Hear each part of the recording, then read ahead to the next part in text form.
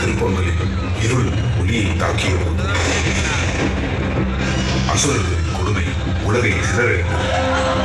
துர்வாச முனிவருக்கும் கஜமுகிக்கும் பிறந்த இரு அசுர புதல்வர்கள் வில்லவன் மற்றும் வாதாபி அதர்மத்தின் உருவாகி மக்களை கொடுமைப்படுத்தினார்கள்.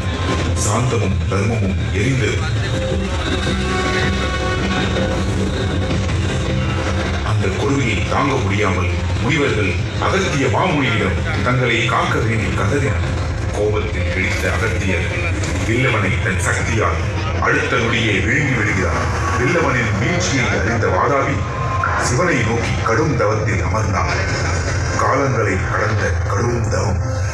சிவனிடமிருந்து பல்வேறு சக்திகளை பெற்று உலகையே ஒழுக்கும் சக்தி வாய்ந்த வாதாபியாக மாறினார். ஆணவத்தின் உச்சத்தில் வாதாபி முன்பை விட கொடுமையாக தேவர்களையும் முனிவர்களையும் அழிக்கத் தொடங்கினார்.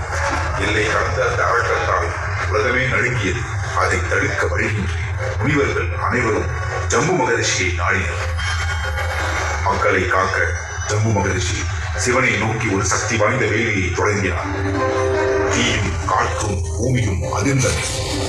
அந்த வேள்வியின் நடுவே சிவபெருமான் அங்கு தோன்றி தனது நெற்றிக்கண்ணிலிருந்து ஒரு தீத்துளியை அந்த வேள்வி தீயில் விழச் செய்தார். அந்த சராசரம் அழுங்கி காற்று கர்ஜித்தது. பஞ்ச பூதங்களும் ஒரு சேர அஞ்சிய அந்த நிமிடம் கொதிக்கும் தீப்பிழம்பில் வெள்ளை குதிரை சிவமும் ராஜ மின்னலை போல ஒரு வீரன் எழுந்தான். அவன் கண்களில் தீ, நெஞ்சில் தர்மம். அவன் தோன்றிய நாள் பங்குனி உத்திரம். அவன் பெயர் ஸ்ரீ வீர ருத்ர வன்னி மகாராஜா. அவன் பால் பகையை வெல்ல துடித்தது.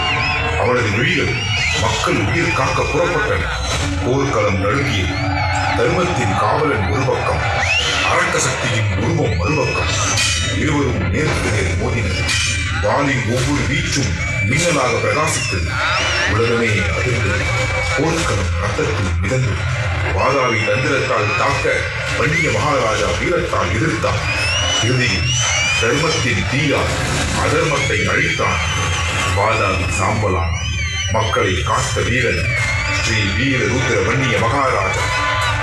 அவன் நின்றது ஒரு போர்க்களத்தில் அல்ல, நியாயம் நிலைநாட்டிய வரலாற்று. தர்மம் மீண்டும் வென்றது. ஸ்ரீ வீர ருத்ர வன்னிய மகாராஜா மந்திரமாலாவை மணந்து மக்கள் பேர் பெற்றார். அவனுடைய ராஜ்யம் செழுமையையும் மகிழ்ச்சியையும் பரவச் செய்தது. ஒரு புதிய வரலாற்றின் தொடக்கமாக மாறியது. மக்கள் அந்த அரசாட்சியை சிறப்பாகவும் பெருமையாகவும் கொண்டாடினர்.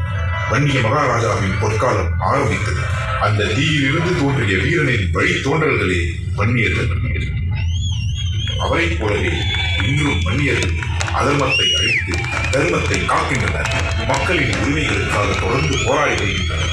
நாம் அனைவரும் அவர்களின் தலைமையின் கீழ் ஒன்று சேர்வோம். தர்மத்தை நிலைநாட்டுவோம். இனமே எழு, உரிமைகள்.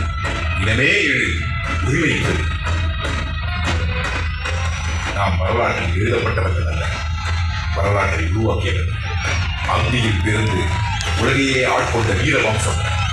நம் ரத்தத்தில் வீரம், நம் வார்த்தையில் வரலாறு. அதர்மத்தை அழித்து தர்மத்தை நிலைநாட்டுபவனை வீர வன்னிய சத்திரியன்.